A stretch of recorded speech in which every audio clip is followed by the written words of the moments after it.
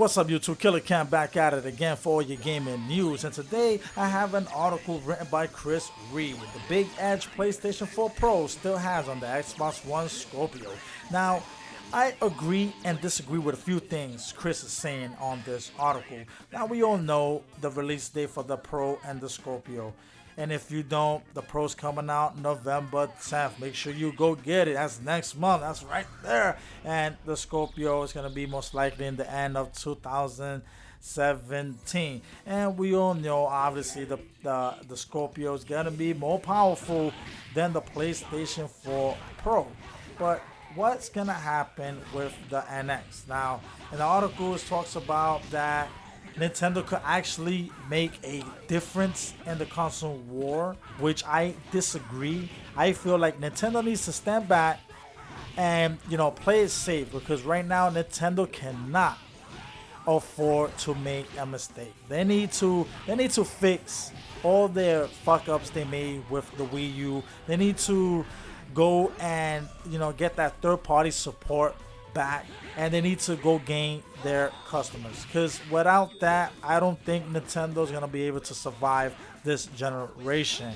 So I think Nintendo needs to, which I'm pretty sure Nintendo's gonna focus on that, because if they don't, then what's gonna happen is, man, they're gonna close the doors. They're gonna to the hardware division. What happened to Sega is gonna happen to Nintendo, and we don't want that. One thing, Nintendo's been around for a very long time, and I would hate to see that happening. So yeah, Nintendo needs to just fall back and let the two giants, go toe to toe, while they just spectate and just learn from that. He also talks about the Xbox One has the edge on power, but it's not enough to keep it on top, because power isn't everything.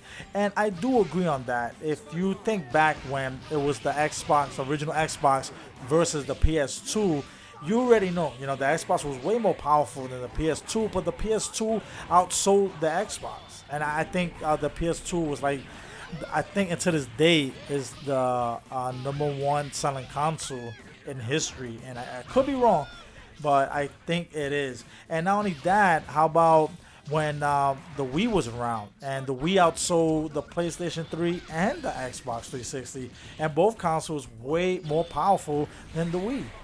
One thing I do agree on this article is, yeah, you're right. If you don't have a TV that supports 4K resolution, or it doesn't have a high dynamic range HDR, then yeah, you're not gonna get the full benefit of these consoles. And then that's like, what's the point of upgrading if you don't have the right support? Then yeah, there's no point. You might as well stay where you at with your current Xbox One or PlayStation 4. But I don't agree on when he talks about the 4K TV are pricey. When if you look in Walmart right now, you can find these TVs. They're always having special deals on these 4K TVs, and you can find a really good quality. Yeah, it's not gonna be a name brand one, but you can find yourself a non-name brand one that saying that it has good quality for a good price point. I see some of them at Walmart for like $500, and I think that's a pretty good price point for a 4K TV. And also in this article, it talks about how the console will never outpace a PC. If the day that ever does happen, they'll be pretty much over. And if you're looking for native 4K resolution, you might as well get a PC. Which I beg to differ on that, because a lot of people like myself don't care about PC. I be honest with you, I do not care about PC. I do not care what it does. I don't care how much it outperforms the consoles. I don't care how high the resolution could go, or the frame rates. I do not care. I am a console gamer, and I'm pretty sure there's a lot of people out there just like me that just games on consoles and console only. And at the day the gaming consoles ever die, that'll be the day that I'll put my controller down and walk away. I will not go and game on PC. I just won't. It doesn't interest me. It doesn't. I'm pretty sure it doesn't interest a lot of people. Now, I don't understand why Chris will downplay the Xbox One exclusives and make it seem like the Xbox One doesn't have a whole lot of exclusive games that will appeal to you. Now, me personally, I enjoy all the Xbox One exclusive. I enjoy them all, and the same goes for the PlayStation 4. I enjoy all the exclusive. I think both of them be coming out with some good quality games. And if you only enjoy Forza and Halo, that's good for you. To each his own. And I respect your opinion. You're entitled to have one, but you can't speak for all of us, because there's a lot of people like myself that enjoys what Sony and what Microsoft has to offer. And as far as the first and second party studios, yeah, we all know Sony has more studios out there, but it's not about how many studios you have. It's all about how many studios can deliver a high quality game. Because if the studio cannot deliver a high quality game, then there's no point on mentioning it whatsoever. And I do agree with you, Chris, on the whole price point.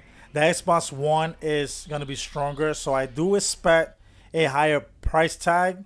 And, I'll be surprised, to be honest, if it's less than 500. But like I said, I agree if it does go, around 600 or over. But the way I look at it, even though you mentioned that if it's if the Pro is gonna be $100 cheaper than the Scorpio, a lot of people is gonna most likely choose the Pro. Yeah, that could be, But then again, if my heart's already set on the Scorpio and it's $100, maybe $200 more than the Pro, regardless of anything, I'm gonna go for the Scorpio. You got me? All depends what how people feel, how people look at it. And if somebody is on a budget, maybe they'll go for the Pro since it's cheaper. But those that have the money and they mind are already set on the Scorpio, then most likely they're gonna go get the Scorpio. So it may or may not hurt the Xbox. So I guess what I'm trying to say is that we're gonna have to just see how it does when it does come out. And then we could go from there on that.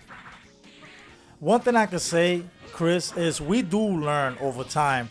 And nobody can guarantee who will lead the next generation. And right now we all know that the PS4 is outselling the Xbox One 2-1. But we don't know exactly how many units Xbox One has sold since Microsoft never confirm any numbers. It's just pretty much just people guessing how many consoles Microsoft sold. And right now, PlayStation 4 has the momentum worldwide, and and Xbox One has the momentum in the USA on the UK. And it'll be nice to see how this is gonna play out during next year or the year after. And for your last reason that you think Sony has the edge is that PlayStation 5 could come out pretty much any time, which I doubt that. This takes years to process. This is not an overnighter that, hey, let's release the PlayStation 5 and boom, there you go. And for what I'm hearing, and don't quote me on this because I didn't do my research on it. I just heard through a few people that they are saying that the PlayStation Pro is going through like a overheating issues that it may delay it. And if that does happen, most likely they're gonna push it back until the beginning of next year, which that's gonna suck. And how many months after that the Scorpio is gonna be coming out? So it's gonna be pretty much shortly after the PS Pro.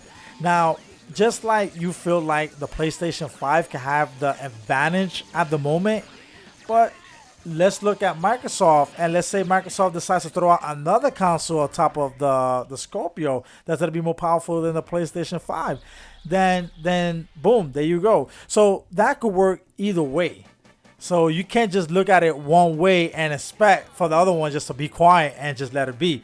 No, that could work either way. So if the PlayStation 5 does come out, I'm pretty sure Microsoft is going to come out with something that's going to be more powerful than the Scorpio that's gonna take on the PlayStation 5.